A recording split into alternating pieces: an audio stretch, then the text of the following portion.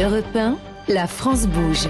Il a osé. Et oui, vous avez osé même venir ici dans le studio ce soir sur Europe 1, Olivier Gauthier. Vous êtes le cofondateur de Soundduct. Alors Soundduct, racontez-nous ce que c'est. D'abord, c'est une entreprise strasbourgeoise. Oui, bonsoir Elisabeth. Effectivement, c'est une entreprise qui est située à Strasbourg au sein du campus NextMed, qui est situé au sein de l'hôpital civil de Strasbourg. Alors, comment vous est venue cette idée, Olivier ? Qu'est-ce qui s'est passé, vous aussi ?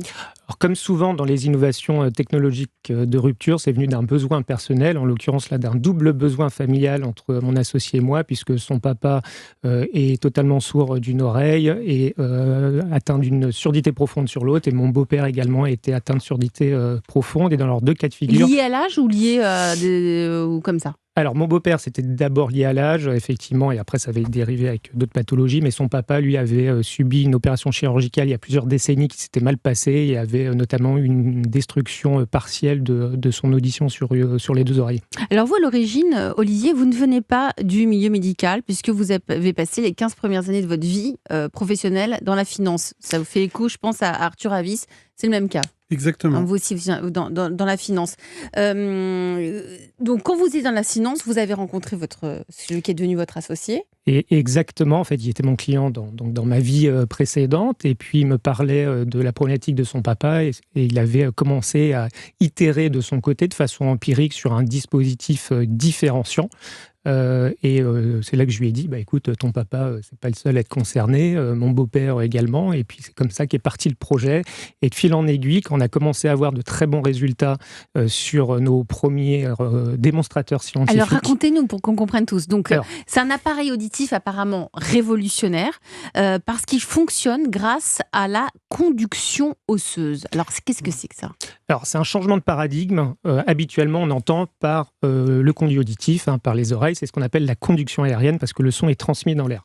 En conduction osseuse, qui est un principe physiologique naturel, qui est documenté depuis plusieurs siècles, on peut entendre grâce en fait à la propriété naturelle des os de la boîte crânienne, qui sont un excellent véhicule des vibrations, et donc ça permet de contourner l'oreille moyenne, donc le tympan et la chaîne ossiculaire. C'est une stratégie différente. C'est une stratégie différente, effectivement. Et c'est parce qu'on n'est justement pas ici du milieu ORL qu'on est parti sur ce principe physiologique, alors que l'état de l'art, la littérature scientifique, mettait un certain nombre de barrières sur le sujet. Donc ça se traduit comment ? Alors si vous utilisez la conduction osseuse, c'est quoi ? C'est un appareil ? C'est un conduit ? C'est quoi ? Alors déjà, c'est un appareil non invasif, c'est-à-dire qu'il ne nécessite pas d'implant. Il est situé comme la plupart des appareils, en fait, derrière l'oreille. Et de ce module central derrière l'oreille partent deux petits pods au sein desquels vous avez un petit composant qui va créer des vibrations, qui s'appelle un transducteur. Et en fait, donc, les os vont transmettre, véhiculer naturellement ce son, ces vibrations, jusqu'à l'oreille interne, la cochlée. Vous en pensez quoi, Arthur Avis, patron d'Écoutez Voir ? Il y a de plus en plus de dispositifs de ce type, en tout cas de chercheurs qui sont sur ce champ-là. On est sur une alternative. À cet endroit-là, effectivement, il y a même des lunettes. Tout à l'heure, on parlait d'optique également, des paires de lunettes qui commencent à se développer avec ce type de dispositif intégré aux branches. Donc, évidemment, j'allais dire que de toute manière, tout ce qui va dans le sens... Même voir ces messages reçus dans les lunettes. Oui, alors ça, là on est... Mais vous avez raison. Vrai, j'ai testé, on pourrait se dire que ça a un petit côté James Bond, tout ça, mais en tout cas, ça devient un peu... Ça rentre dans la réalité, donc effectivement, ça commence à apparaître. On voit que sur tous ces équipements-là, on n'est qu'au tout début de la technologie de ces enjeux-là. Non, moi je trouve que c'est intéressant, puis c'est ce qu'on disait tout à l'heure, tout ce qui facilite l'appareillage, tout ce qui facilite le port aussi. Tout à l'heure, on entendait une personne qui évoquait la difficulté, je crois pour sa maman, si je ne me trompe, de porter les appareils. Tout ce qui facilite le fait du port, évidemment, c'est extrêmement intéressant. Donc...